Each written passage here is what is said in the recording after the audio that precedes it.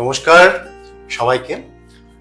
বৈঠকি education ইনস্টিটিউশনের আরো একটি নতুন পর্বে কথায় কথায় বৈঠকির নতুন একটি আলোচনার বিষয় বা দিক নিয়ে আপনাদের সবার সামনে চলে এলাম আজকের এই দিনটিকে একটি বিশেষ মুহূর্তের মধ্যে দিয়ে ভাগ করে নিতে। আচ্ছা, 22শে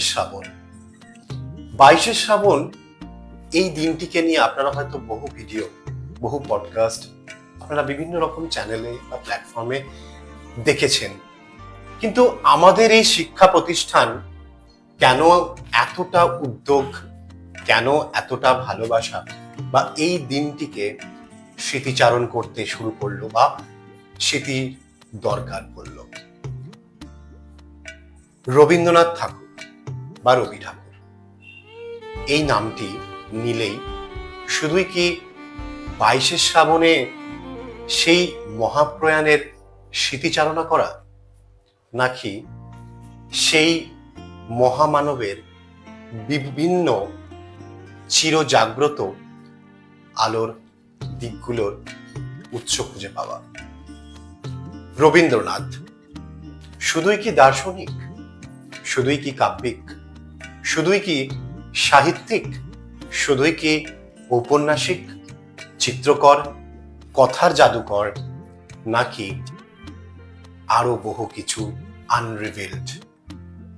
আসুন না এই আধুনিক প্রাসঙ্গিকতায় রবীন্দ্রনাথ বা রবীন্দ্র চর্চা কেন এখনো আধুনিক দিকে বা আধুনিকতায় প্রাসঙ্গিক, আজ আমরা সেই বিষয় নিয়েই কিছুটা আলোচনা করব আর 22শে শ্রাবণকে একটু অন্যভাবে স্মৃতিচারণ করব।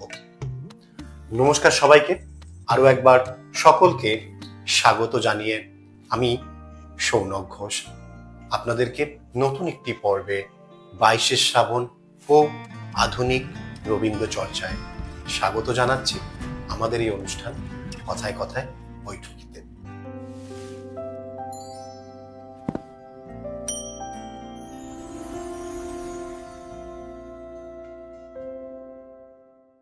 আমাদের এই 22শে শ্রাবণ অনুষ্ঠানটিতে রবিচর্চা ও রবিমুখী কিছু আনরিভিলড দিকগুলো একটু ঘুরে দেখা। তাই আজকে আমরা যার সাথে এই আলোচনায় বা এই আড্ডায় সম্মিলিত হতে যাচ্ছি তিনি আর অন্য কেউ নয়, খুবই পরিচিত একটি মুখ, খুবই পরিচিত এবং আমাদের বৈঠকি এডুকেশন ইনস্টিটিউশনের খুবই কাছের একটি মানুষ। আজকে আমরা যাকে আপনাদের সকলের সামনে আনতে চলেছি, ওনার সম্পর্কে যতটি বলবো ততটাই কম, কারণ উনি এই আধুনিক যুগে কন্টিনিউয়াসলি রবীন্দ্র প্রবন্ধ নিয়ে চর্চা করে চলেছেন, রবীন্দ্র সাহিত্য নিয়ে চর্চা করে চলেছেন। তার পাশাপাশি বাংলা সাহিত্যের হাত ধরে নেট জিআরএফ সেট বহু পরীক্ষা পার করেছেন। তিনি বহু স্বনামধন্য ইউনিভার্সিটিতে পড়িয়েছেন, শিক্ষকতা করেছেন এবং আমাদের বৈঠকি এডুকেশন ইনস্টিটিউশনেও বহু শিক্ষামুখী এবং গুরুতর আলোচনাগুলোর দিক তুলে ধরেছেন।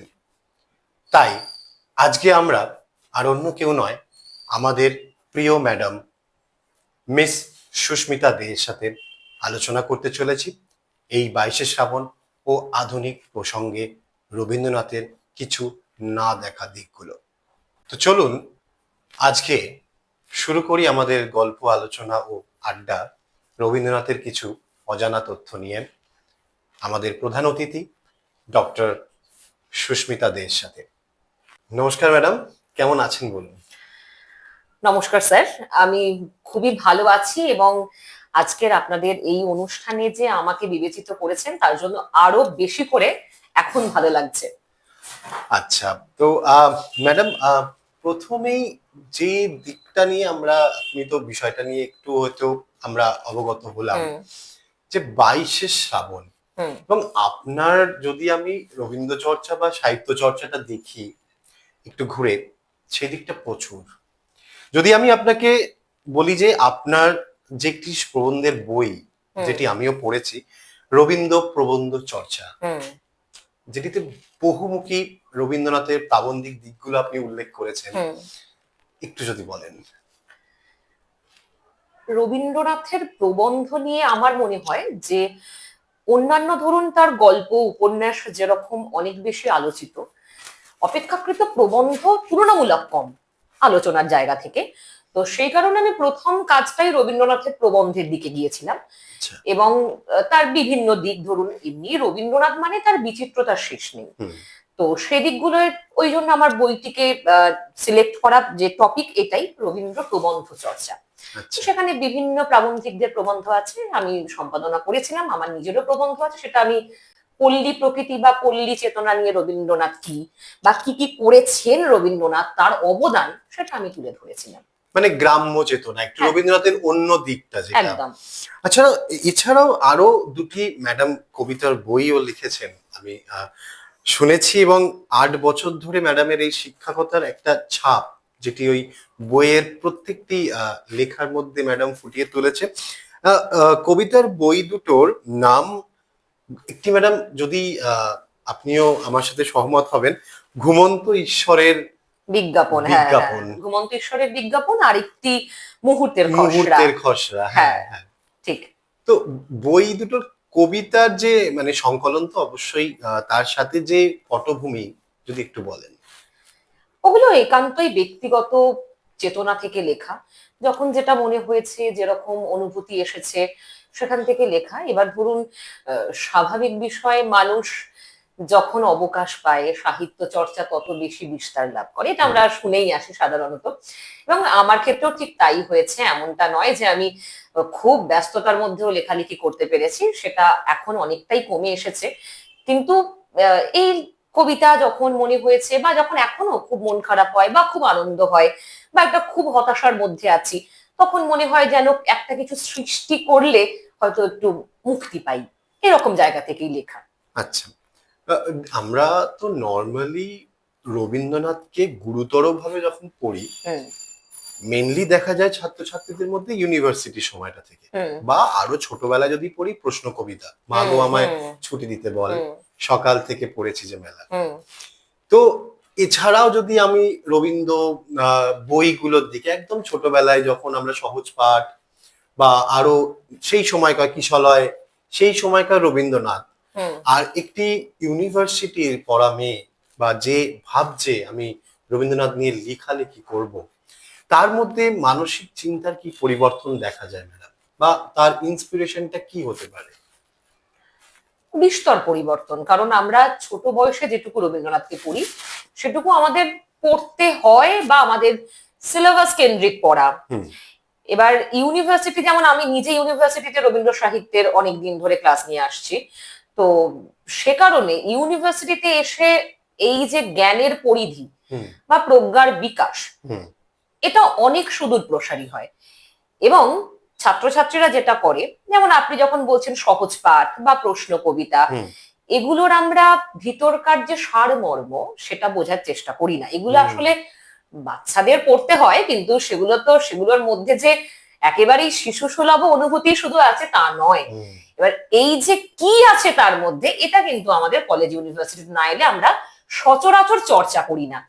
সেক্ষেত্রে রবীন্দ্র সাহিত্য নিয়ে যখন একটা ইউনিভার্সিটির ছেলে একটা মেয়ে পড়ছে, তার পরিধিটা বা সে রবীন্দ্রনাথকে যেভাবে জানছে হুম। সেটা হয়তো অনেকেই জানছে না। কারণ আমাদের বাঙালি সমাজে দেখুন, আপনি আমি সকলেই এই 22শে শ্রাবণ বা ধরুন 25শে বৈশাখ একটা নস্টালজিয়া রবীন্দ্রনাথ অনুভব সকলে করি।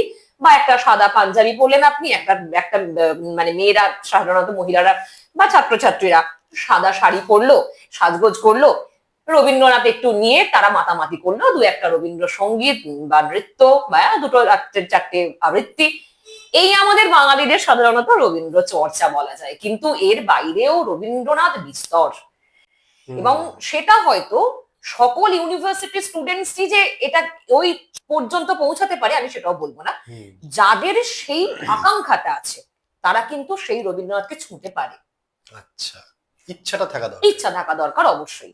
হ্যাঁ। কারণ রবীন্দ্রনাথ এতটাই সহজের ভিতর এতটাই জটিল, খুব সহজ রবীন্দ্রনাথ। রবীন্দ্রনাথ পড়তে কিন্তু আমাদের ডিকশনারি দেখতে হয় না, রবীন্দ্রনাথ পড়তে আমাদের কোনো বেগ পেতে হয় না, আমরা খুব সহজ সরল ভাবে রবীন্দ্রনাথ পড়ি। আর এই কারণেই কিন্তু খুব একটা বড় বিষয় যে এই সহজের মধ্যে তিনি অনেক কিছু স্তরে স্তরে লুকিয়ে দিয়ে গেছেন। আর সেই ভেদটা কারা করতে পারছে? যাদের ইচ্ছা শক্তি আছে। না হলে আপনি ওপর ওপর পড়ে যাবেন, ওই জলের ওপর স্থল যেরকম, কিন্তু জলের ভিতরে যে কি আছে সেটা কিন্তু ওপর থেকে দেখে বোঝা যায় না, সেই হচ্ছে বিষয়। মানে যেটা দেখা যাচ্ছে কি, এত সমগ্র বিশ্বে তার প্রতিভার কম নেই ম্যাডাম। কারণ সমগ্র বিশ্বে যেটা দেখা যাচ্ছে একটা মহাপ্রয়াণ বা 25শে বৈশাখ, সেই জায়গায় মানুষ রবীন্দ্র রিলেটেড কিছু একটি করে রবীন্দ্রনাথকে মনে করা।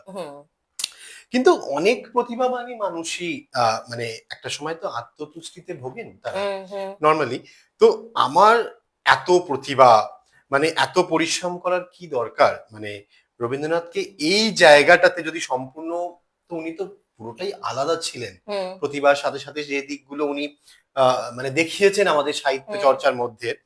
তো আপনার কি মনে হয় ম্যাডাম যে এত নির্লস পরিশ্রম এবং ক্লান্তিহীন ওনার সৃষ্টিশীলতা, তো সেইগুলো আমাদেরকে কিভাবে রবীন্দ্রনাথকে চেনায়, মানে চিনিয়ে দিচ্ছে প্রতি মুহূর্তে? দেখুন, আপনি যেটা বললেন যে বিশ্বে প্রতিভাশালী ব্যক্তির অভাব নেই প্রকৃত অর্থে। আমরা যদি সমগ্র বিশ্বের দিকে তাকাই, বহু প্রতিভাশালী ব্যক্তি আছে, রবীন্দ্রনাথও তাদের মধ্যেও এক এবং অন্যতম। এবং রবীন্দ্রনাথ খুব কম বয়সে এটা অনুভব করেছিলেন যে তিনি আসলে প্রতিভাশালী বা প্রতিভাবান বলা যায়, তিনি কিন্তু অনুভব করে ফেলেছিলেন।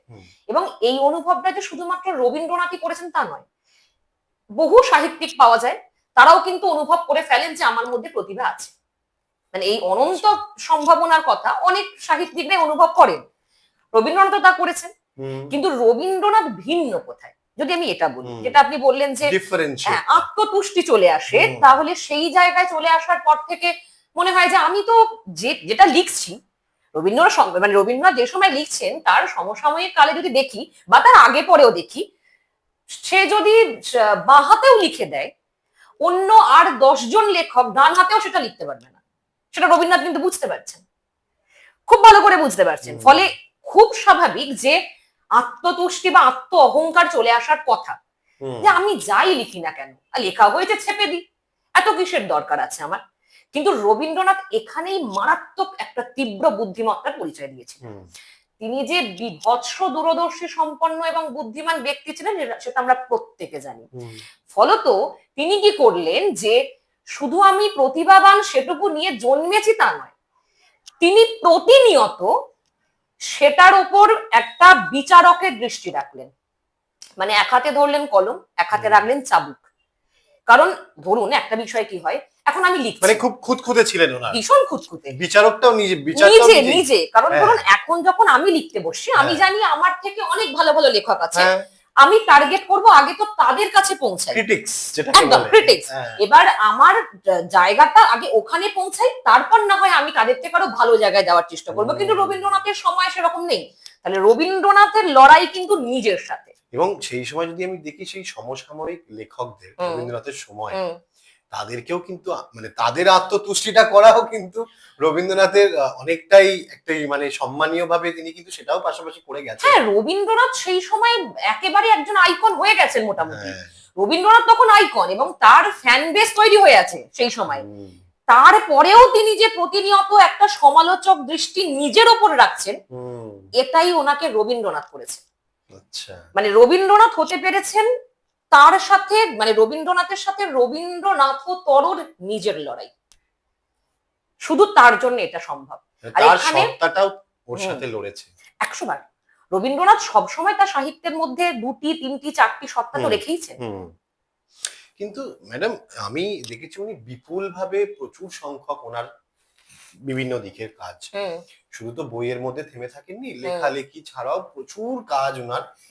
মানে এক কথা যদি আমি বলি, উনি নর্মালি হি ওয়াজ আ পারফেকশনিস্ট, তাই না?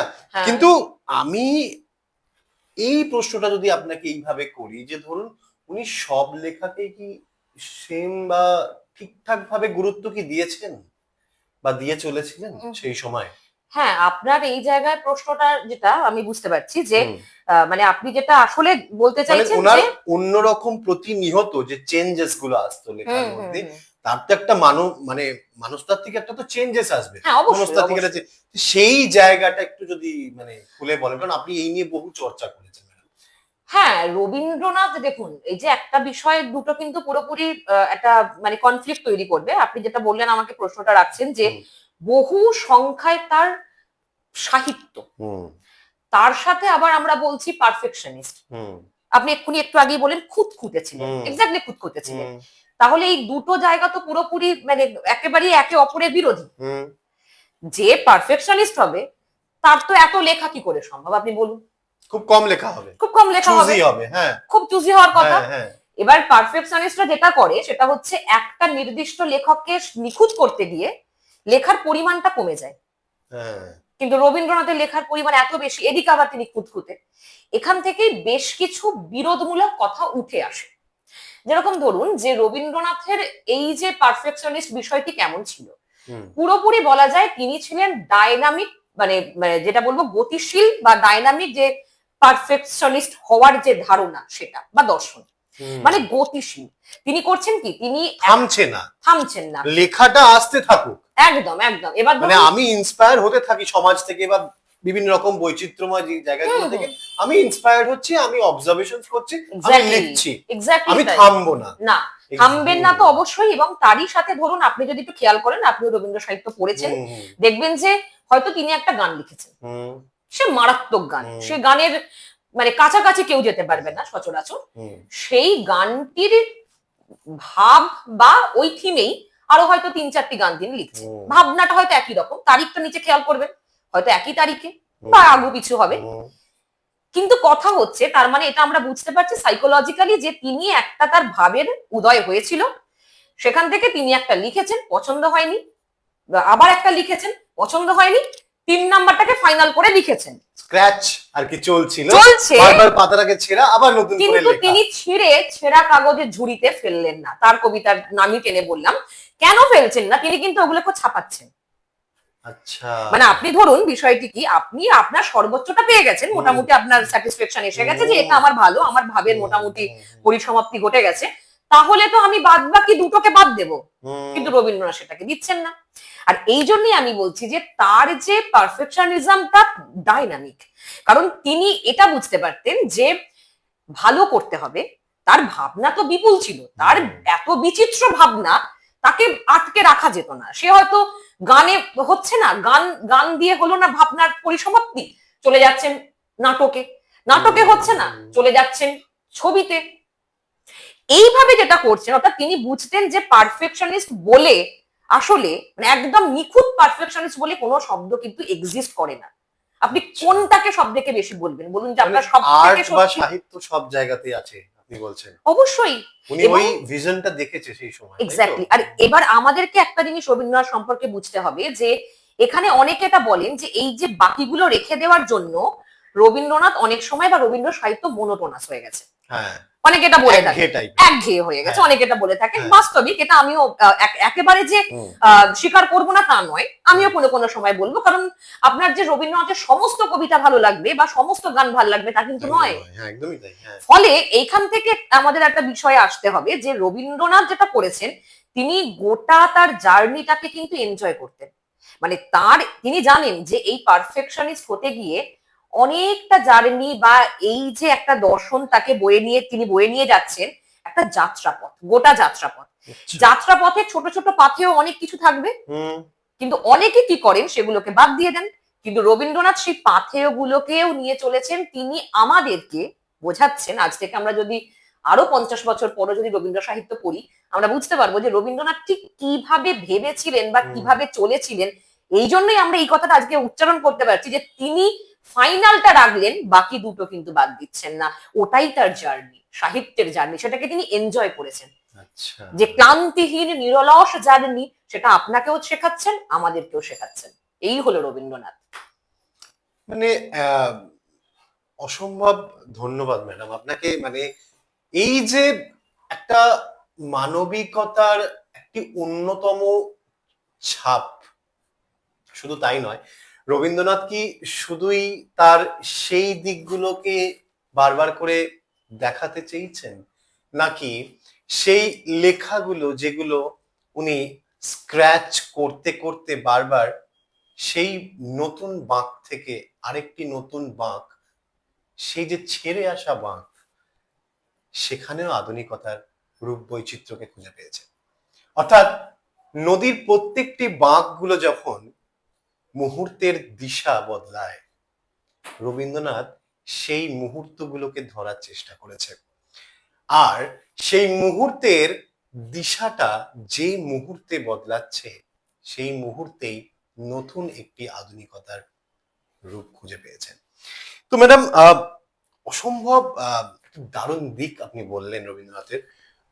তো আমরা তো দেখেছি উনি পাশাপাশি এত কিছু করছেন। উনি স্পেশালি রবীন্দ্রনাথ মানে রোমান্টিক কবি, রবীন্দ্রনাথ মানে প্রেম, প্রকৃতি, এবং তার প্রধান রসদ যেটা ছিল যে তিনি অনেকেই একটা মানে কথা যেটা বারবার অভিযোগ হিসাবে করেছেন আমাদেরকে, যে তিনি প্রেমকে কেবল শিল্পের একটি কাঁচা মাল হিসেবে ব্যবহার করেছেন। হ্যাঁ, এরকম একটি বিষয় সত্যিই রবীন্দ্রনাথ সম্পর্কে উঠে আসে। হ্যাঁ, এটা খুব সমালোচনামূলক একটি আপনি প্রশ্ন করলেন, এটা নিয়ে বলতে গেলে, কারণ রবীন্দ্রনাথ তো বাঙালির আবেগ, সেখান থেকে অনেক রকমের কথা উঠবে।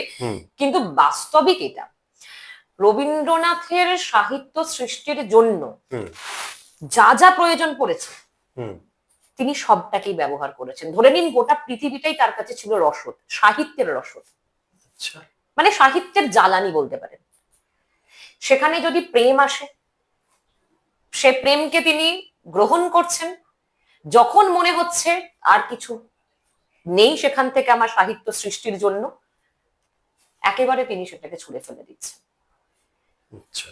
এটা হয়েছে, এটা আপনি খেয়াল করতে পারবেন যে ভিক্টোরিয়া ওকাম্বোর সাথে হচ্ছে, তারপর তার সাথে এদিকে আপনি আর রানুর ক্ষেত্রে দেখুন বা মৈত্রী দেবীর ক্ষেত্রে দেখুন। আমরা চিহ্নপত্রাবলী মোটামুটি পড়লে এগুলো সবই জানতে পারি। ফলে এটা যে শুধুমাত্র একা রবীন্দ্রনাথ করেছেন তা কিন্তু নয়। মানে এটা আপনি খেয়াল করবেন, বিশ্বের অনেক সাহিত্যিকেরই এই গুণটা ছিল। মানে আমি গুণই বলবো এটাকে, কারণ আমার সৃষ্টির জন্য যেটা আমাকে রসদ দেবে আমি সেটাকে গুণই বলবো। তো সেখানে নারী প্রত্যাখ্যানই কেন শুধু, সেটা যদি এখন আমি যাই, এটা অবশ্যই একটা ফেমিনিজমের দিক থেকে কথা উঠে যাবে। কিন্তু আমি মনে করি সাহিত্যিকদের কোন রকম জেন্ডার হয় না, সাহিত্যিক, ঠিক আছে। এবার সাহিত্যিকদের যখন এই বিষয়টি আসে, আমরা বিশ্ব সাহিত্যেও দেখেছি এটা, যে প্রেমের মানে প্রেমে, এবং শুধু প্রেম কেন বলবো, যে একেবারে সব দিক থেকেই জড়িয়ে যাওয়া, এবং যখন রসদ ফুরিয়ে যাওয়া তাকে ছুঁড়ে ফেলতে দুবার না ভাবা, এটা কিন্তু আমরা সাহিত্যিকদের ক্ষেত্রে কম বেশি দেখেছি। ওয়ার্ল্ড লিটারেচারে এই কথাগুলো একদম। বরং কি আমাদের রবীন্দ্রনাথ যেহেতু আমাদের বাংলায় জন্মগ্রহণ করেছেন বলে, অনেকটা আমি যদি বলি ম্যাডাম, স্বর্ণলতা গাছগুলোর মতন, যদি আমাকে উপরে উঠতে হয় তো আমাকে by any hook and crook আমাকে কিছুর একটা সহায়তা নিতে হবে। এটা তো সাহিত্যিকদের, দেখুন খুব সত্য কথা যে রবীন্দ্রনাথ রোমান্টিক কবি। হ্যাঁ, প্রকৃতির ছোট ছোট গাছ, মানে একটা পাতা নড়ছে, হালকা একটা হাওয়া বয়ে গেল, রবীন্দ্রনাথের মনের মধ্যে স্পর্শ করছে। মানে ভাবুন কতটা সেন্সিটিভ তিনি। কারণ সাহিত্যিকরা সব থেকে বেশি স্পর্শকাতর হয়, এটা আমরা সকলে জানি। তার মানে ভিশনটাই আলাদা। তার মানে তার হৃদয় যে কতটা তপ্ত আমরা বুঝতে পারছি, একদম থকথকে হৃদয়, আমাদের মধ্যে এরকম কঠিন হৃদয় নয়। সুতরাং এখান থেকে একটা বিষয় খেয়াল করুন, আবার তিনি যখন এরকম প্রেমকে সরিয়ে দিচ্ছেন, বা যখন তার মনে হচ্ছে যে আমার আর কিছু পাওয়ার নেই, এখন আমার দরকার নেই, সেটাকে তিনি সহজে বিতাড়িত করছেন। মনে হয় যে এটা তাহলে রবীন্দ্রনাথ কি স্বার্থপর বা ইত্যাদি মনে হতে পারে, অনেকে এটা নিয়ে কথা বলেওছে। আচ্ছা, এইখান থেকে আমার একটা ছোট জিনিস যেটা আমার খুব জানতে ইচ্ছা করে ম্যাডাম, আমরা জানি কোনো কিছুর শেষ বা একটি দরজা বন্ধ হয়ে যাওয়া মানে আরেকটি নতুন দরজা খুলে যাওয়া। তো কোনো কিছুর শেষ মানে কি সেই শেষ থেকে শুরু, নাকি শুরু থেকেই শেষ? উনি কিরকম চিন্তা ভাবনার মধ্যে দিয়ে যেতেন এই যে ছুঁড়ে ফেলে দেবার মধ্যে দিয়ে? উনি তো নতুন আরেকটি জিনিসকে আগমন করছেন বা উৎসাহ দিচ্ছেন যে আমার নতুন লেখার মাধ্যমে আমি এই জিনিসটিকে ইন্সপায়ার্ড হলাম। তো এটি কিভাবে উনি দেখতেন আর কি? হ্যাঁ, আপনি যেটা বললেন এটা তো খুব চমৎকার একটা বিষয় রবীন্দ্র সাহিত্যে বা রবীন্দ্র জীবনের সাথে যায়। হুম, হুম, রবীন্দ্রনাথের জীবন আর সাহিত্য আলাদা নয়, তিনি হুম, জীবনটাকেই সাহিত্য করে ফেলেছিলেন, হুম, এত চমৎকার একজন মানুষ হুম, ছিলেন। এবং রবীন্দ্রনাথের মতো প্রকাশ হুম, আমার মনে হয় না যে পৃথিবীর আর অন্য কোনো দ্বিতীয় মানুষ এতটা করতে পেরেছেন। হুম, এত বেশি প্রকাশ উনি মানে এত বেশি প্রকাশ করেছেন হুম, সমস্ত কিছুটা অবশ্য একটু অন্য বিষয়। হুম, তো এবার এক্ষেত্রে যেটা আপনি বলছেন শেষ থেকে শুরু না শুরু থেকে শেষ, হুম, দুটো কথাই একই রকম মানে দাঁড়ায়, আমাদের একটা পয়েন্টেই নিয়ে যায়, আসলে শুরু। আসলে শুরু যেটা রবীন্দ্রনাথ ভাবতেন। এবার রবীন্দ্রনাথের জীবনে প্রচুর প্রেম এসেছে, যেমন তেমন প্রচুর দুঃখ কষ্ট বেদনা সব এসেছে। আচ্ছা, কারণ মৃত্যু মিছিল তার ওপর দিয়ে গেছে, আপনি জানবেন এই হুম, বিষয়টি। হুম, হুম, হুম। স্ত্রী কারণ মারা ওনার যাওয়া।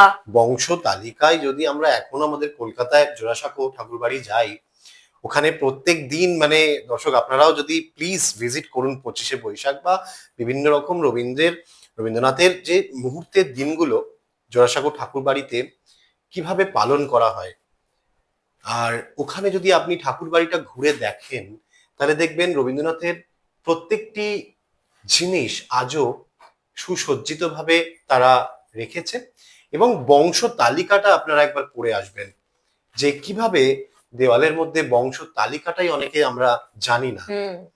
তো ম্যাডাম, আপনি শুরু করুন এবার, হ্যাঁ, হ্যাঁ, কি ওই তো বলছিলেন? যেটা আমি বলছিলাম হুম, যে এই ধরুন এই শুরু থেকে শেষ বা শেষ থেকে শুরুর বিষয়টি, হুম, হুম, আর জীবনে তো প্রচুর মৃত্যু মিছিল হয়েছে। হুম, হুম, উপর থেকে দেখে মনে হতো যে এত মানুষটা এত লিখছেন, হুম, নিশ্চয়ই সৃষ্টি সুখের উল্লাসে মেতে আছেন। হুম, আদতে তো তা নয়। না, স্ত্রী মারা যাচ্ছেন, আবার তার পরের বছর মেজ মেয়ে মারা যাচ্ছেন, আবার তার কিছু বছর পরে বাবা মারা যাচ্ছেন, আবার তারই পরে দেখা যায় তার সব থেকে প্রিয় ছেলে, যেটা হচ্ছে আহ ওদিকে আমরা যদি বলি তার ছোট, একদম একেবারে ছোট ছেলে, সে মারা যাচ্ছে, সোমেন্দ্রনাথ। হুম, আবার তারও পরে তার বড় মেয়েও মারা যাচ্ছে, বেলা। ফলে এই যে এতগুলো মৃত্যু মিছিল, আমাদের কোনো জায়গা থেকে মনে হয়নি যে রবীন্দ্রনাথ কিন্তু স্তব্ধ হয়ে গেছেন। এই যে আপনি হুম, বললেন যে শেষ থেকে শুরু, এক্স্যাক্টলি এখানে এই সমীকরণটি মেলে যে রবীন্দ্রনাথ শেষ থেকে শুরু করতে জানতেন, সেটা সব দিকেই।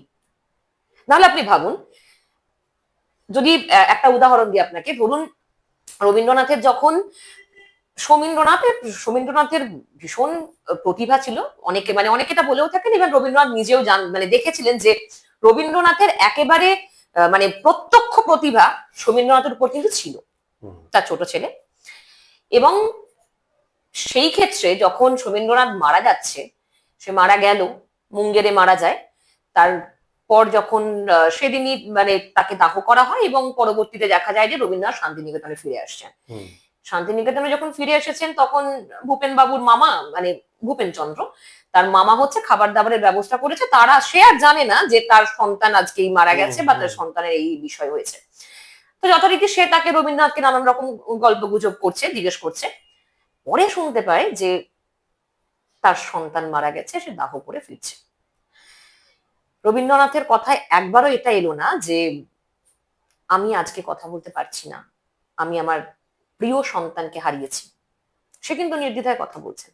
এবং আপনি আরেকটা বিষয় খেয়াল করবেন, সে যখন আসছে ট্রেনে করে, জ্যোৎস্নার মানে যে একটা সুন্দর যে প্রাকৃতিক দৃশ্য, সেটাকেও তিনি লিখছেন তার ওই ছেলে কথা বলে। অ্যাম্বিয়েন্সটা, মানে ওই সময় তো প্রকৃতি তাকে কোনোভাবে, মানে আমি যদি বলি যে তার মনে, হ্যাঁ, দাগ মানে কাটতে পারবে না। মানে উনি তো রবীন্দ্রনাথের, শোকাহত পুরোপুরি, হ্যাঁ। এক্স্যাক্টলি মানে রবীন্দ্রনাথের জীবন থেকে রবীন্দ্র সাহিত্য এক সেকেন্ডের জন্য কোনোভাবে ছিন্ন নয়, সব সময় তার সাথে।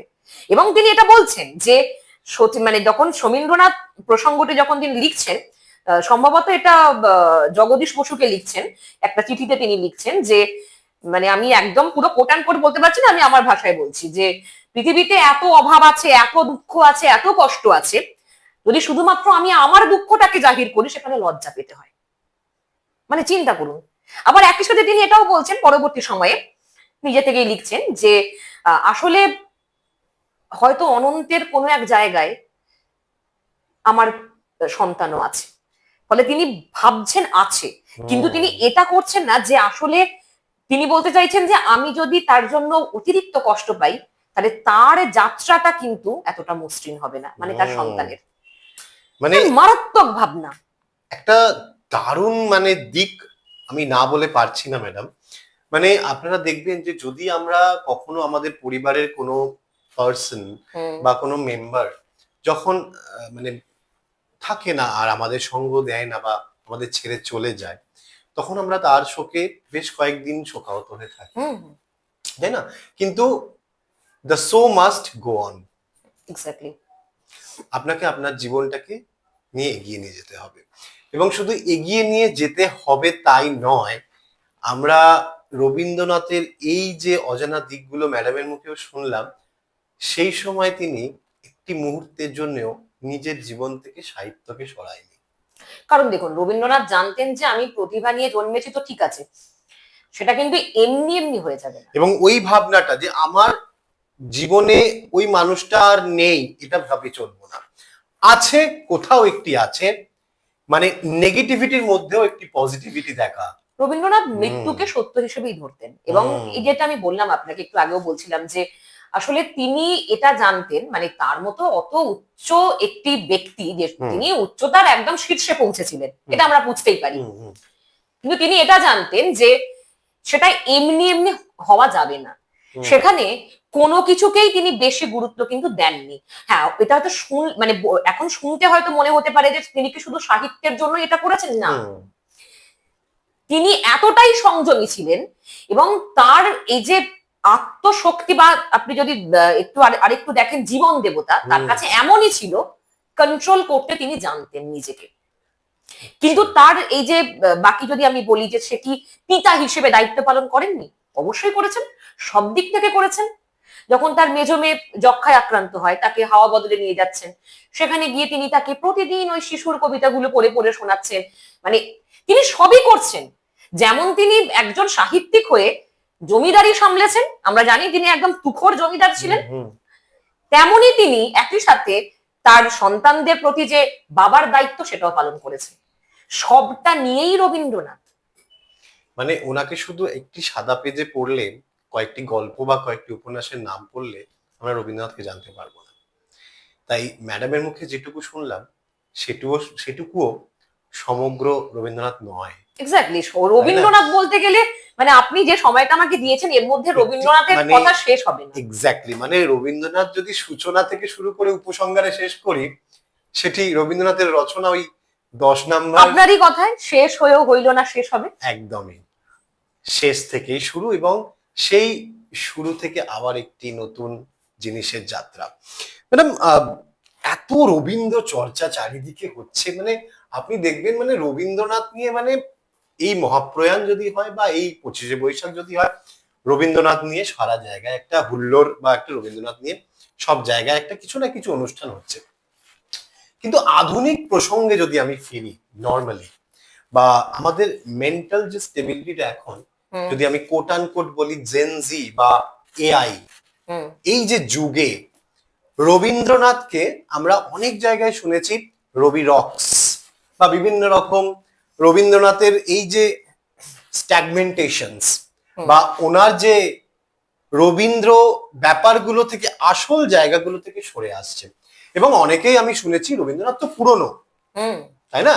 তো ওনাকে নতুন ভাবে আমরা আর কি দেখবো, জেনারেশন একটা হয়ে গেছে, জেনারেশন শেষ, তাই না? মানে তো বিভিন্ন রকম তাদের মানে পারদর্শিতার রূপ বৈচিত্র্য আমরা খুঁজে পাই। তো এই জায়গাটা একটা মনে হয় না যে কিছু তারা কোনো একটা জিনিস ল্যাক করছে তাদের ভিশনে, কি সেই জিনিসটা? দেখুন, এইটা আমিও যখন নিজেও ক্লাস নিয়েছি, আমি সাধারণত এটাই আমার, সেটা আমি আমার এখানে আপনাদের ইনস্টিটিউশনেও যখন ক্লাস নিই তখন আমি বলি যে যে কোনো একটা পড়া আমি তার আজকের দিনের প্রাসঙ্গিকতা কি তার উপর পড়বো।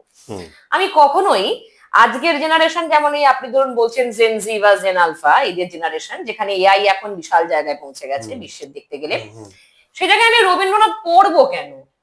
যদি আমি বলি, ওদেরকে সেই উত্তরটা তো আপনাকে দিতে হবে যে তবেই আপনি রবীন্দ্রনাথ পড়বেন, না হলে আপনি শুধু রবীন্দ্রনাথ আমাদের বাঙালির সামনে রেখে দিলে কেউ পড়বে না, তাকে তো আপনাকে কেন নরমালি কনভিন্স করতে হবে। এক্স্যাক্টলি তাই আমি এটাই বলি। এবার দেখুন, তাহলে আমাকে প্রথম একটু ঢুকতে হবে যে রবীন্দ্রনাথ আসলে আজকের দিনে প্রাসঙ্গিক কিনা।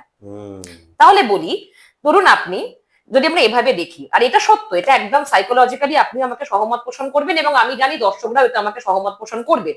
ধরুন আমি ছিন্নপত্র বলতে চলে যাচ্ছি, একদম সোজাসুজি, আমার খুব পছন্দের একটি বই, আমার মনে হয় বেশিরভাগ মানুষেরই, কারণ ওখানে রবীন্দ্রনাথ একদম স্বতঃস্ফূর্ত, আত্মকথন, স্বীকারোক্তি তার আছে।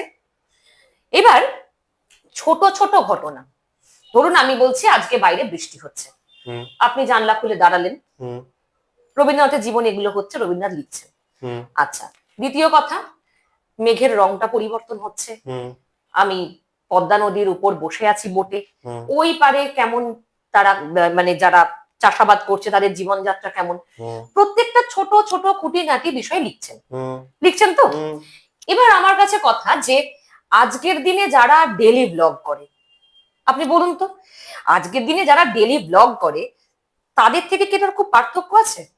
আগে আমাকে এটা বলুন। না, একদমই না। তারা তো নরমালি প্রত্যেকদিন প্রতিনিয়ত যা করছে, ঘুম থেকে ওঠা থেকে রাত্রি ঘুমানো পর্যন্ত সেই ভাবনাটাই প্রকাশ করছে। কিন্তু মানে যে আসলে আমি ধরছি যে ইন্ট্রোভার্ট নয়, যে এক্সট্রোভার্ট, সে কিন্তু এটা খুব ভালো করে পারে।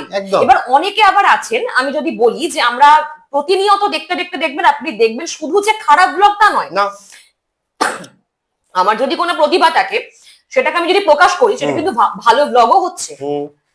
এবার এইটাই তো রবীন্দ্রনাথ ছিন্নপত্র বলিতে করেছে।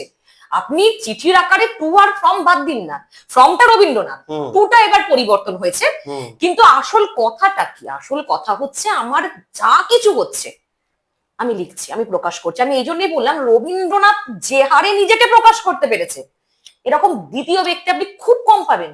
আমাকে দেখান, সবটা এ টু জেড প্রকাশ করেছেন নিজের জীবনের।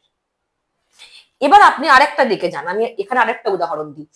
আপনি নিশ্চয়ই দেখবেন যে ট্যুর ব্লগ, কেউ হয়তো ট্যুর ব্লগ বা ট্রাভেল ব্লগ, ট্রাভেল ব্লগ যেগুলো করে থাকে। এবার রবীন্দ্রনাথের ব্লগটা হচ্ছে টেক্সট ব্লগ, যদি আমরা বলি টেক্সচুয়াল ব্লগ, একদমই ব্লগিং লেখা। উনি তখন তার ভার্চুয়ালিটিটা ছিল না, উনি খাতায় কলমে লিখতেন, একদমই তাই তো হচ্ছে। সেইগুলোকেই পড়ে পড়ে অবজারভেশন, ডেফিনেটলি। এবার না, আপনি যদি আরেকটু দেখুন, যখন রবীন্দ্রনাথ জাপান যাচ্ছেন, জাপান যাত্রীর ডায়েরি লিখছেন, একদম, রাশিয়া যাচ্ছেন, রাশিয়া চিঠি লিখছেন। এবার সেখানে যদি আরেকটু দেখি আমরা, তিনি জাহাজে ওঠা থেকে শুরু করে মেঘের রং কেমন হচ্ছে, কটা পাখি উড়ে গেল, একটা বিড়াল জলে পড়ে গেল, তারিখ হিসেবে ধরে ধরে ধরে ধরে লিখছেন। এগুলোকে আপনি কি বলবেন? এবং জাপানে গিয়ে সেই মানুষগুলোর কিরকম কি জীবনযাত্রা, কি কি বৈশিষ্ট্য, জাপানে কি কি করে মানুষেরা, সমস্তটা করছে। এখনো আমরা যারা এরকম ব্লগিং করে, তা আমরা যদি জাপান নাও যাই, শুধু তার ওই ভিডিওটা দেখে আমরা কিন্তু একটা মোটামুটি আইডিয়া নিতে পারি, যেমন আমরা রবীন্দ্রনাথ পড়ে পারি। একদম। তাহলে রবীন্দ্রনাথ কি সত্যই, রবীন্দ্রনাথকে না পড়ার জায়গা কি এখনো আছে? পার্থক্য আছে। এবার আমি যদি বলি, আপনি বলবেন যে এই বিষয়টা তো ঠিক যে আপনি বলছেন যে এখনো এভাবে আমরা দেখি, কিন্তু ঘটনা কি? তাহলে রবীন্দ্রনাথ কেন আলাদা? তিনি প্রকাশ করেছেন, এরাও প্রকাশ করে। এখন তো মোবাইল বা মানে সারাক্ষণই মোবাইল বা সোশ্যাল মিডিয়া আমাদের সবকিছু হয়ে গেছে। ব্যাপারটা হচ্ছে যে এখন আমাদের যেটা হয়েছে সেটা হচ্ছে আপনার লাইক, কমেন্ট, শেয়ার বা একটা অন্যজনের আবেদন যদি আসে, মানে অন্যজনের ভ্যালিডেশন যদি বলি আমি, সে অনুমোদন করছে কিনা তার উপর কিন্তু নির্ভর করে। আমি পছন্দ করছি কিনা, মানে আমাকে পছন্দ করছে কিনা, একদমই তাই। তবে আমি পরবর্তী পদক্ষেপ ফেলবো। আমরা এখন যে স্ক্রোল লিটারেচার একটা হয়ে গেছে, কারণ আমরা এখন ভার্চুয়ালি অনেক কিছু লিখছি। ম্যাডাম আপনিও তো জানবেন যে ভার্চুয়ালি লিখেও কবি সাহিত্যিক প্রচুর আমরা খুঁজে পেয়ে যাবো আমাদের এই ভার্চুয়াল ওয়ার্ল্ডে। কিন্তু এই যে হাতটা তুলতে গিয়ে থেমে গেল এবং আমি পড়লাম, কারণ আমার সাইকোলজিতে ওটা হিট করলো এবং আমি ওটা পড়তে পছন্দ করলাম, তাই জন্য আমার হাতটা থেমে গেল কিন্তু স্ক্রোল আপ করতে গিয়ে। তারপর আমি স্ক্রোল করে যাচ্ছি কন্টিনিউ, যেটা আমার পছন্দ হচ্ছে না যেগুলো। কিন্তু এই যে ম্যাডামের যে কথাটা আমি যদি ফিরে আসি, রবীন্দ্রনাথকে কেন আমি অন্য জনগুলোর থেকে বা অন্য সাহিত্যিকদের থেকে আমি কিছুটা আলাদা করে চিনছি, বা কেন আমি রবীন্দ্রনাথকে আমি পড়বো? হ্যাঁ, এটাই জন্য আমি বলছিলাম, ধরুন আজকের দিনও এই ব্লগিং হচ্ছে, সব হচ্ছে, কিন্তু অন্যজনের ভ্যালিডেশন প্রয়োজন পড়ছে, যেটা কিন্তু রবীন্দ্রনাথ আমাদের শেখায় না। রবীন্দ্রনাথ আমাদের শেখাচ্ছে যেটা, ইভেন আমি তো মনে করি রবীন্দ্রনাথ পড়া উচিত প্রত্যেকটা নতুন জেনারেশনের ছেলে মেয়েদেরও। তারা জানতে পারবে যে আসলে ব্লগিং কেমন করে করতে হয়, কন্টেন্ট কেমন ভাবে লিখতে হয়। এক্স্যাক্টলি, কন্টেন্ট ক্রিয়েটররা মাস্ট। কারণ কিভাবে একটা ছোট জিনিসকে সুন্দর করে বলা যায়, দুটো সবুজ পাতা নড়ে গেল, মেঘের রংটা নীল থেকে হালকা গাঢ় নীল হলো, হুম, মাঠের রংটা ওই ওই পূর্ব দিকের মাঠের রংটা সবুজ ছিল, এটা গাঢ় সবুজ। এই যে বর্ণনা, ছোট ছোট বিষয় কিন্তু, হুম, কিন্তু ওই যে ঠিক বলছেন। বলার ধরনের রবীন্দ্রনাথ রবীন্দ্রনাথ, এবং তারই সাথে এই যে রবীন্দ্রনাথ এটা শেখায় যে আজকের দিনে ধরুন এই ডিপ্রেশন, ফ্রাস্ট্রেশন, স্ট্রেস, এত কিছু, অ্যাংজাইটি আমাদের এত কিছু ঝেঁকে ধরে, কারণ আমরা আসলে ওই আমি কি বা ওই আমার আমিত্বটাকে, সত্তাটাকে ভালো করে প্রকাশ করতে পারি না বলে, যেটা রবীন্দ্রনাথ আমাদের শেখান। হুম, এই জন্যই আমি বলবো যে রবীন্দ্রনাথ আর আজকের আধুনিক আমরা যারা বসে আছি, হুম, একদমই এক তো আমি বলবো না, কিন্তু তিনি সর্বকালের জন্যই আধুনিক থাকবেন। শুধু আমাদের দৃষ্টিভঙ্গিটা পরিবর্তন হয়েছে, স্টাইলটা পরিবর্তন হয়েছে, রবীন্দ্রনাথ লিখেছেন, এখন আমরা বলছি, কিন্তু বিষয় হচ্ছে প্রকাশটা প্রকাশ, আচ্ছা, প্রকাশটা কিন্তু প্রকাশ, তিনিও প্রকাশ করেছেন, আমরাও করছি। তার থেকে আমাদের শিখতে হবে যে কোথায় তুমি নিজেকে শিখবে, আত্মশক্তিতে জাগরিত হও, হুম, আত্মবোধের উন্মোচন ঘটাও, সংযত হও, এবং তার সাথে শুধুমাত্র আমার ইচ্ছা হলো বা আমার ভালো লাগলো থেকেও কিন্তু আমি লিখতে পারি, আমি প্রকাশ করতে পারি। সেটা যদি কারোর কাছে গ্রহণীয় নাও হয়, না হোক, হুম, এটা আমাদের রবীন্দ্রনাথ শিখিয়ে যান। এবং এই জন্যই আমি বলবো একেবারে পুরোপুরি ভাবেই প্রাসঙ্গিক। তবে হ্যাঁ, আরেকটা জিনিস আমি যুক্ত করবো এখানে, এখন অনেক ছেলেমেয়েরাই যেটা হয় যে তারা বই খুব একটা দেখবেন পড়তে পড়তে পারে চায় না, না। তার থেকে আপনি অডিও ভিজুয়াল করে দিন হুম, কিছু, তারা কিন্তু খুব সাদরে দেখবে। হুম, আমার মনে হয় রবীন্দ্রনাথ সম্পর্কে জানানোর জন্য বা বিবেকানন্দ সম্পর্কে জানানোর জন্য, বিদ্যাসাগর সম্পর্কে জানানোর জন্য এই প্রক্রিয়াটা যদি আরো বেশি করে আনা হয়, হুম, এটা খুব ভালো একটা প্রজেক্ট হতে পারে বলে আমার মনে হয়, হুম, এবং তাদের খুব কাছাকাছি চলে যাবে তাহলে তখন, এই হুম, জেনজি বা জেন আলফা হুম, যাদেরকে হুম, বলছেন আপনি, হুম। এদের কাছাকাছি পৌঁছে যাবে বিষয়টা।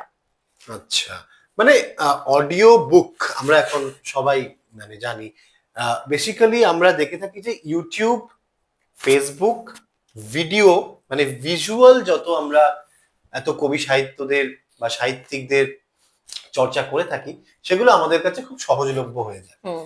কিন্তু একটি বইকে পুরোপুরি ভাবে লাভ করতে গেলে সেই বইটির পাতার পর পাতা আমাকে লেখাগুলো পড়তে হবে। কেন এত খাটবো, কেন এত পরিশ্রম করব, দেখে নি না একটি 20 মিনিটের ভিডিও। হ্যাঁ, তোমাকে এই ভিডিও থেকেই আবার সেই বইয়ের দিকে যেতে হবে। অর্থাৎ রবীন্দ্রনাথ সেই স্তম্ভগুলোকে একদম ক্লিয়ার ভাবে আমাদের মনের মধ্যে বসিয়ে দিয়ে গেছিল যে তুমি সঠিকভাবে যদি তুমি বই পড়তে পারো, বা সঠিকভাবে কোথাও থেকে তুমি যদি অবজারভেশন বা ইন্সপিরেশন নিতে পারো, বই পড়া সব থেকে বেশি কার্যকর। সেটা আমাদের রবীন্দ্র রচনাবলীর প্রত্যেকটি গল্প এবং সংকলন থেকে আমরা জানতে পারি। বাট আমরা যদি রবীন্দ্রনাথ নিয়ে, মানে এই 22শে শ্রাবণ ওনার একটি মহাপ্রয়াণ দিবস, এই দিবসে ম্যাডাম যদি আমরা একটি বিশেষ মানে প্রশ্ন যদি আপনাকে না করলে আমি পারছি না, যেটি হচ্ছে আপনি তো একটি বিশাল দিক আলোচনা করলেন এআই এর, বা এখন যে ভার্চুয়াল ওয়ার্ল্ড যেটা আমরা বলি, কিন্তু আমরা যদি এই স্কুল কলেজগুলোতে, ধরুন আমাদের স্কুলে রবীন্দ্রনাথ কতটা শিক্ষাবর্ষে রাখা হয়, কতটা সিলেবাসে বা স্কুল ছুট শিক্ষার্থীরা পড়তে চায় না, রবীন্দ্রনাথকে যদি আমরা শিক্ষাবর্ষের মধ্যে আরো বেশি করে রাখা কি উচিত, নাকি প্রত্যেকটি ক্লাসের মানসিকতার অনুযায়ী রবীন্দ্রনাথকে তাদের মধ্যে একটু একটু করে ঢুকিয়ে দেওয়া উচিত?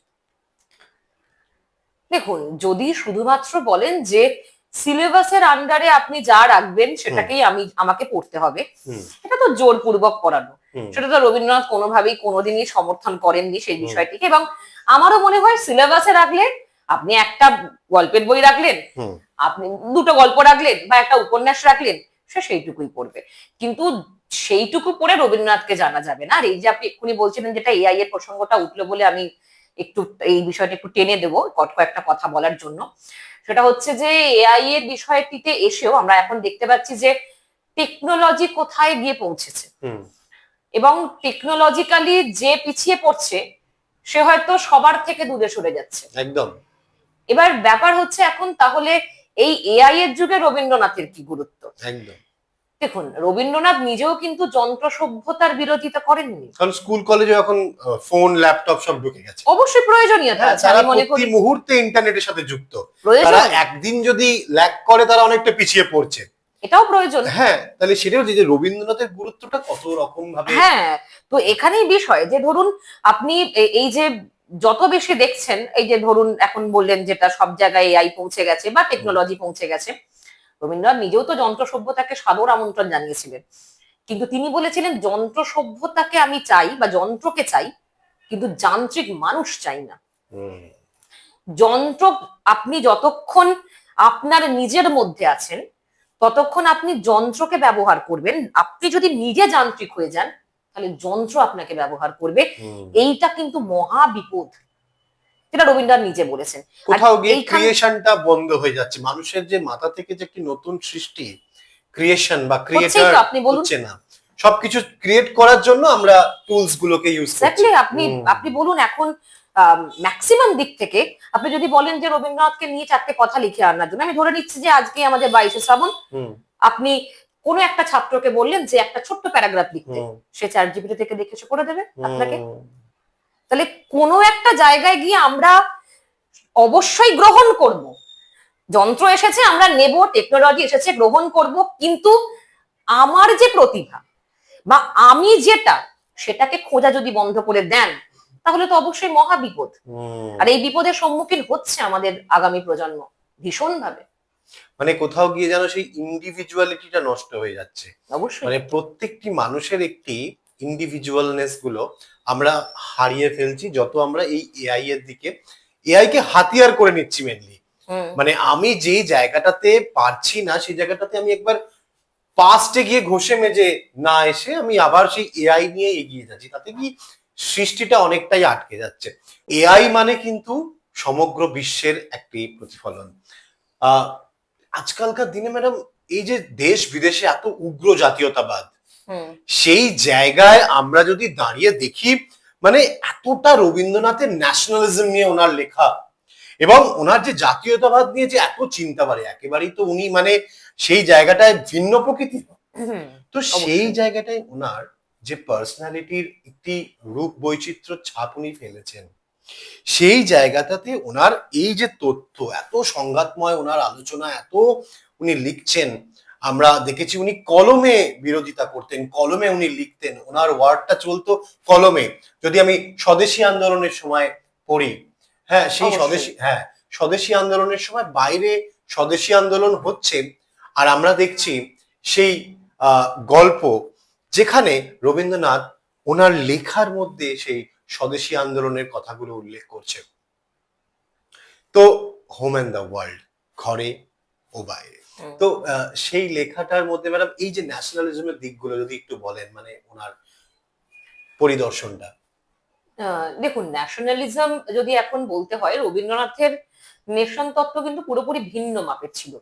মানে এখন আমরা যে জায়গায় দাঁড়িয়ে আছি এটা তো আজকের তৈরি নয়, এটা বহু কাল আগে থেকেই শুরু হয়ে গেছে যে হুম, আহ, আমার নেশন, তার জন্য লড়াই করা বৈধ, তার জন্য মানুষ হত্যা করাও বৈধ, যেটা আমরা ইউরোপিয়ান কালচার থেকে অ্যাকচুয়ালি পাই, মানে ওয়েস্টার্ন কালচার থেকে পাই।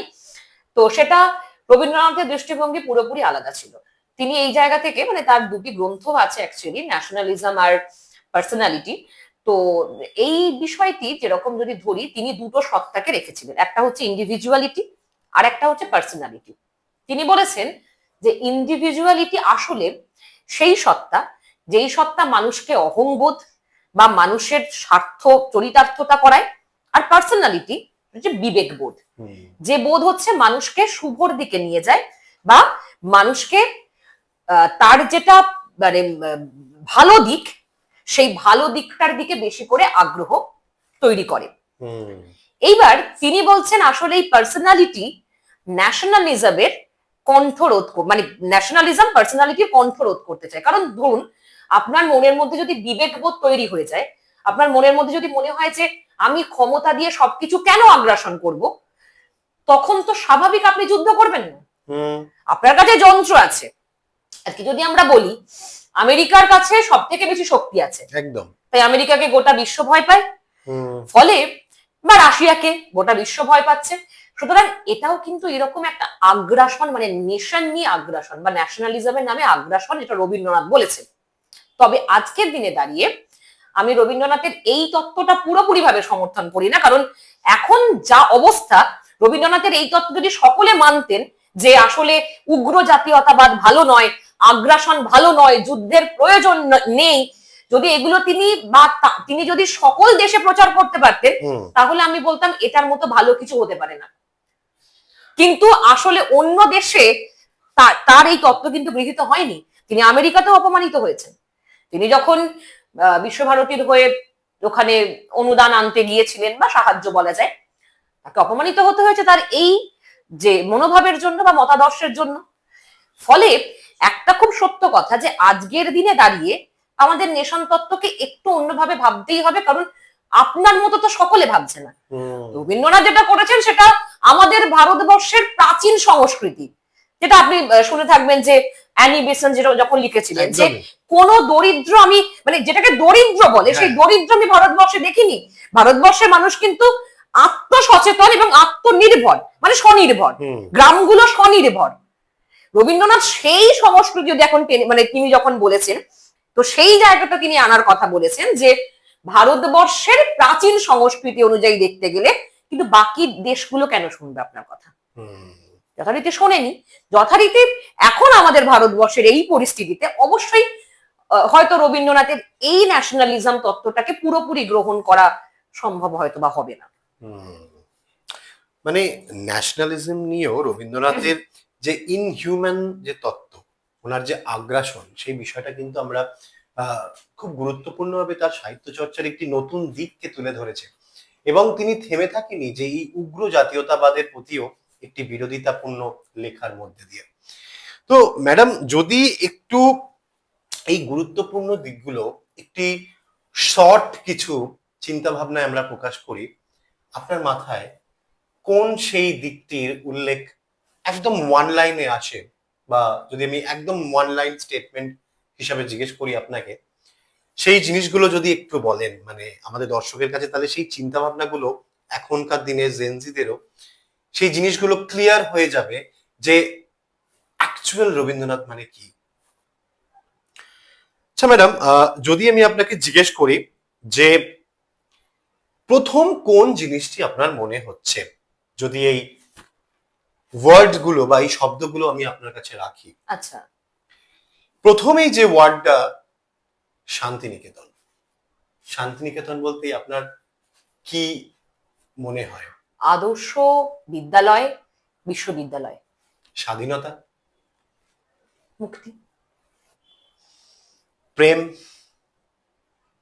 শ্রদ্ধা, প্রকৃতি, প্রেম। বিশেষ কন্ট্রোভার্সি কিন্তু এই জায়গাটা। বিশ্বভারতী, এটা আমি একই রকম বলবো। শান্তিনিকেতনকে যেরকম আমি বলেছি যে আমার বিশ্ববিদ্যালয় বা বিদ্যালয়, ওই ওই দিক থেকে আমি শান্তিনিকেতনকে দেখি। রবীন্দ্রনাথ মানে শান্তিনিকেতন অবশ্যই রবীন্দ্রনাথ, তার সাথেও বিশ্বভারতীও একই, রবীন্দ্রনাথ এবং আদর্শ বিশ্ববিদ্যালয়। আচ্ছা আচ্ছা, গান, একই সঙ্গে দুটো গান যদি আমি বলি, রবীন্দ্রনাথের গান, রবীন্দ্রনাথের দুটো গান, বা ধরুন নজরুল গীতিও সেই সময় লেখা হচ্ছে, আগে পরে, গান বলতে কি বোঝেন, কি শব্দ জিনিসটা মাথায় আসছে? রবীন্দ্রনাথের গান যদি বলতে হয় তাহলে অবশ্যই শাশ্বত একটা আধ্যাত্ম চেতনা। আর নজরুলের গান যদি বলতে হয়, মানে রবীন্দ্রনাথের গানে অবশ্যই ধ্রুপদটা একটু বেশি ব্যবহৃত, আর নজরুল গীতির মধ্যে টপ্পা, ঠুংরি, গজল, তার সুর, মানে নজরুল কিন্তু প্রথম আনছেন এই বিষয়টাকে যে বাংলায় আরবি ফার্সি সমস্ত শব্দের একদম সম্মিলন ঘটিয়ে গান রচনা, এবং তার মধ্যে একটু টপ্পা ঠুংরি বললাম, তাই জন্য তার সুর একটু আলাদা, রবীন্দ্রনাথের সুর একটু আলাদা। মানে একটা হচ্ছে আপনাকে সারেন্ডার করায় বা সমর্পিত করায় রবীন্দ্রনাথ, আর একজন হচ্ছে আপনাকে উজ্জীবিত করায় নতুন নজরুল। নারী, রবীন্দ্র নারী তো বলতে গেলে অবশ্যই সেই সময়ে সব থেকে স্বাধীন এবং মার্জিত। যদি আমি আরেকটু এই নারী নিয়েই আপনাকে একটি প্রশ্ন করি, আজকের দিনে দাঁড়িয়ে আপনি যদি রবীন্দ্রনাথ নারী চরিত্র নির্মাণ করত হুম। এবং তার নাম দিত চারুলতা, বিমলা ও লাবণ্য, এটা খুব বলা মুশকিল, কারণ তিনজনেই পুরোপুরি আলাদা। তবে আমি যদি একটু অন্যভাবে উত্তরটা দেওয়ার চেষ্টা করি, তাহলে আমি বিমলা বলবো। কেন বলছি? বিমলার আত্মজাগরণ ঘটেছিল, এটা মানুষের দরকার। আত্মজাগরণ ঘটা অনেক মেয়েদের আরো বেশি করে দরকার। মানবতা। রবীন্দ্রনাথ তার যথার্থ প্রতীক, কারণ তিনি তো ধর্ম বলতে মানব ধর্মটাকেই বুঝতেন, হুম। প্রেম বলতে মানব প্রেমই বুঝতেন। তাই অবশ্যই আমি বলবো রবীন্দ্রনাথের একটা প্রতীককেই বলবো, ব্যবহার করবো এখানে। আচ্ছা, আমরা দেখেছি একটি উপমা, বিশ্বকবি। বহু জায়গায় বিশ্বকবি রবীন্দ্রনাথ ঠাকুর বা হুম। রবীন্দ্রনাথ। আমরা এই বিশ্বকবি না বললেই কি নয়, না বলতেই হবে? এটা তো আমাদের গর্বের, কিন্তু আপনি যদি শুধু বিশ্বকবি শব্দটা আমার কাছে রাখেন। না, আমি আর শুধু তাদের ওই চোখের পলকগুলো খুলে দেওয়ার জন্যই বলছি, যারা অনেকে এই উপমাটা নিয়েও নিতে চায় না মুখে। তার জন্য যদি দু কথা বলে। এটা তো একটা বিষয় যে এটা আমাদের গর্বের ব্যাপার যে বিশ্বকবি রবীন্দ্রনাথ। হুম। তবে এটাও ঠিক, বুদ্ধদেব বসু একটা কথা বলেছিলেন যে রবীন্দ্রনাথের যে খ্যাতি, সেই সমতুল্য তার পাঠক সংখ্যা কিন্তু নয়।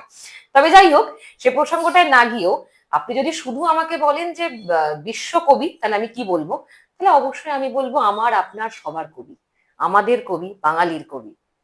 বাহ, একটি দারুণ জিনিস বা দারুণ সেগমেন্ট আমরা জানলাম। কিন্তু আমাদের ওই সেগমেন্টটা ছাড়া যে সম্পূর্ণ হবে না আমাদের পডকাস্ট, দ্য র্যাপিড ফায়ার।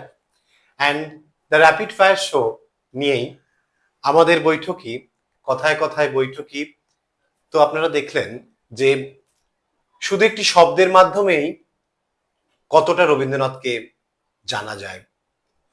চলুন তাহলে সেই সেগমেন্টটায় আরেকবার ফিরে যাই, যে সেগমেন্টটা ছাড়া আমাদের পডকাস্ট অসম্পূর্ণ, the rapid fire show. Madam, আমাদের এখানে একটি ছোট্ট শো হয়, র্যাপিড ফায়ার। আমি দেখেছি হ্যাঁ, এটা আপনাদের। তো ওখানে আমি বেশ কিছু আপনাকে কন্টিনিউয়াসলি প্রশ্ন করব, আপনাকে না ভেবে উত্তর দিতে হবে। Okay. Are you ready for that? একদম। ঠিক আছে, এবং প্রত্যেকটি রবীন্দ্রনাথ সম্পর্কিত। ওকে। ঠিক আছে, তো my first question is, Rabindranath নিয়ে সম্পূর্ণটাই আপনারই মত, অ্যাকর্ডিং টু ইউ যাব। ওকে। কবিতা না গান? গান। গীতাঞ্জলি না সঞ্চয়িতা? গীতাঞ্জলি। ঘরে বাইরে না গোড়া? আসলে ঘরে বাইরের প্রেক্ষিতটা একটু ছোট, আর গোড়ার হচ্ছে একদম ওই যে মানে বিশ্ব স্তরে যে তার জায়গা, তো বলবো এখানে গোড়া। আর একটু শক্ত করে দিই, শান্তিনিকেতন না জোড়াসাঁকো? শান্তিনিকেতন অবশ্যই। কেন? শান্তিনিকেতনে মানে রবীন্দ্রনাথের সবকিছু তিনি অ্যাপ্লাই করেছিলেন শান্তিনিকেতনে। তিনি জন্মগ্রহণটা এখানে, কিন্তু তার যা কিছু কর্ম, যা কিছু দেওয়া, সবটাই শান্তিনিকেতনে। আচ্ছা, শিক্ষা না সাহিত্য? সাহিত্য অবশ্যই। কবি না দার্শনিক? দার্শনিক আর কবি আলাদা খুব একটা বলবো না, তবে অবশ্যই কবি। আচ্ছা, কিছু প্রশ্ন আপনার সামনে, একটু ওয়ান লাইন আমি রাখবো ম্যাডাম। আচ্ছা। আপনি শুধু মিথ এবং ফ্যাক্টে উত্তর দেবেন। ওকে। ঠিক আছে, শুরু করি। হ্যাঁ হ্যাঁ। আমি কয়েকটি বক্তব্য বলছি, একটু মন দিয়ে শুনবেন। রবীন্দ্রনাথ প্রথম ভারতীয় নোবেল জয়ী, আপনি কি মনে করেন, মিথ না ফ্যাক্ট? ফ্যাক্ট। তিনি জাতীয় সঙ্গীত 3টি দেশের সঙ্গে যুক্ত। ফ্যাক্ট। তিনি 2000-এর বেশি গান লিখেছেন। এটাও সত্য। ফ্যাক্ট। তিনি চিত্রকরও ছিলেন। অবশ্যই, শেষ বয়সে সেটাই তো দেখতে পাই আমরা। এক্স্যাক্টলি। তিনি আইনজীবী ছিলেন। আইনজীবী পড়তে গিয়েছিলেন, ব্যারিস্টারি পড়তে গিয়েছিলেন, কিন্তু সেটা তিনি সম্পন্ন করেননি, সেটা আমরা জানি। তো সেই অর্থে যদি প্রথাগতভাবে ধরি, তাহলে ছিলেন না। আচ্ছা, একটু ম্যাডামের মধ্যে, ম্যাডাম যে এতটা রবীন্দ্র চর্চা নিয়ে তার জীবনটা অতিবাহিত করেছেন, একটু ম্যাডামের সেই পাস্ট লাইফের দিকে যদি আমরা একটু রবীন্দ্র চর্চার মাধ্যমে প্রবেশ করি, দেখি কেমন হয়। ম্যাডাম, একটু পার্সোনাল হব, কিছু যদি মনে না করেন। আচ্ছা, আপনার মতে এক কথায় রবীন্দ্রনাথ কি? যাকে পড়লে নিজেকে জানা যায়। আপনার প্রিয় রবীন্দ্রসঙ্গীত? আমারও পড়ানো যাওয়া যায়। প্রিয় কবিতা? অনেকগুলো আছে, তার মধ্যে অন্যতম সাধারণ মেয়ে। প্রিয় উপন্যাস? চোখের বালি। কেন? মারাত্মক মনস্তত্ত্ব, মারাত্মক। আমি মানে ভীষণ পছন্দ করি। সিনেমাও হয়েছে সেটা নিয়ে। হ্যাঁ, সিনেমা তো তো সত্যজিৎ রায় তো দারুণ হুম। কিছু করেছেন। হুম। মানে এখনো ওই সুর কানের কাছে বাজলে চোখের সামনে ভেসে ওঠে দৃশ্য। হুম। আমার ভীষণ পছন্দের একটি বিষয়, এবং তার সাথে অবশ্যই শেষের কবিতাকেও বলতে হবে, কিন্তু সবার আগে আমি চোখের বালি বলবো। প্রিয় ছোট গল্প? অনেকগুলো আছে, কিন্তু অন্যতম পোস্টমাস্টার। এক শব্দে গীতাঞ্জলি?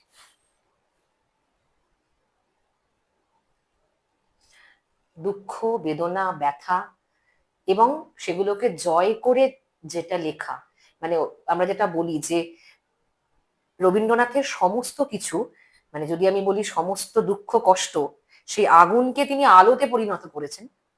গীতাঞ্জলি। রবীন্দ্রনাথ না নজরুল? ভীষণ কঠিন প্রশ্ন। দুজনই ভীষণ প্রিয় সাহিত্যিক আমার।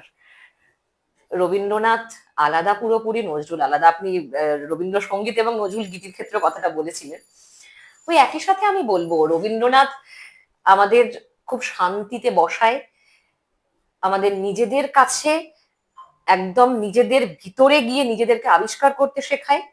আর নজরুল অবশ্যই আমাদের বহির্বিশ্বে, মানে একদম যে আহ, মানে একদম রেড়ে করে ছুটে যাওয়া বা কিছু একটা আমাকে জাগিয়ে তুলতে হবে, সেই জাগিয়ে তোলাটার জন্য অবশ্যই নজরুল। একটি ছাত্রকে প্রথম রবীন্দ্রনাথ পড়তে বললেন, কোন বইটি সাজেস্ট করবেন? কোন বয়সে সেটা দেখতে হবে আমাকে। মধ্যবয়সী, 20 বছরের যুবক? 20 বছরের যুবক, সে প্রথম রবীন্দ্র সাহিত্য পড়ছে, তাই তো? আমি গোড়া বলতে পারি অবশ্যই, তার যুবতী? বিস্তার বহু। যুবতী? যুবতীর ক্ষেত্রেও একই বিষয়, কারণ বিস্তারটা খুব বেশি। কারণ গোড়ার যে দৃষ্টিভঙ্গিটা, সেটা শুধুমাত্র মনস্তত্ত্ব একটা নির্দিষ্ট প্রেক্ষাপটে নয় বা একটা পয়েন্টে নয়, সেটা কিন্তু ভীষণ গভীর। আর আমাদের মানে প্রত্যেকটা বিষয়কে কিভাবে দেখায়, মানে স্নেহ, মানবিকতা, এইটা শিখবে সে আগে। আচ্ছা, যদি তিনি আজকে জীবিত থাকতেন, হুম। কোন বিষয় নিয়ে লিখতেন বলে মনে হয় আপনার? আমরা যদি একটু খেয়াল রাখি, তিনি যখন শেষের দিকে লিখছেন তার তিন সঙ্গী পর্বের যে সমস্ত গল্পগুলি তিনি লিখছেন, অনেকটা আধুনিক ভাগ, অনেকটা আধুনিক চেতনা থেকে লিখছেন। হুম। এবং তিনি শেষ পর্বে আরো একটা কাজ করছিলেন, যেটা হচ্ছে ছবি, ছবি আঁকা। এবং সেই কারণে ধীরে ধীরে যেটা বিষয়, এখন যদি আসি, হুম। তো রবীন্দ্রনাথ হচ্ছে চিরকালে চির আধুনিক। তিনি আধুনিক বিষয় খুব সহজে গ্রহণ করতে পারতেন। হুম। তো আমাদের এখন যা বিশ্বে ঘটে চলেছে, হুম। এই সবকিছুই কিন্তু রবীন্দ্র সাহিত্যে আমরা পেতাম। এবং হুম। চমৎকার, মানে নয় সিম্বলিজমের দ্বারা, নয় অন্য কোনো রূপকের দ্বারা আমরা কিন্তু পেতাম সেটা। তো এই ঘটনাটাকেই আমরা রবীন্দ্র সাহিত্যে দেখতে পেতাম, এটা আমার ব্যক্তিগতভাবে মনে হয়। আচ্ছা। কারণ রবীন্দ্রনাথের চোখে কিছু বাদ যায়নি, যা ওই যে বললাম, একটা ছোট পাতা নড়া থেকে শুরু করে বিশ্বযুদ্ধের মতো বড় ঘটনা, সবটাই কিন্তু তার চোখে একই রকম দৃষ্টিতে পড়েছে। সুতরাং এখন তো স্বাভাবিক, যা ঘটছে তার চোখে তো অবশ্যই পড়তো, এবং তিনি লিখতেন। দারুণ আলোচনা বা আড্ডায় আমরা মেতে উঠলাম কিছুক্ষণের জন্য আপনাদের সবার সামনে এই কথায় কথায় বৈঠকি অনুষ্ঠানে। আজ ছিল বিষয় 22শে শ্রাবণ। আজ ছিল সেই দিকগুলোকে তুলে ধরার কিছু অজানা তথ্য রবীন্দ্রনাথ সম্পর্কে। শুধু কি অজানা তথ্য জানলাম, নাকি জানলাম রবীন্দ্রনাথের সঙ্গে রবীন্দ্রনাথের সহ কিছু কর্মী বা সহ কিছু কর্ম, যেগুলো আজও আধুনিক জীবনে কতটা প্রাসঙ্গিক। আমাদের আজকের প্রধান অতিথি ডক্টর সুস্মিতা দে সেই প্রত্যেকটি দিকগুলোকে কতটা সম্পূর্ণ এবং সুসজ্জিত ভাবে তুলে ধরলো।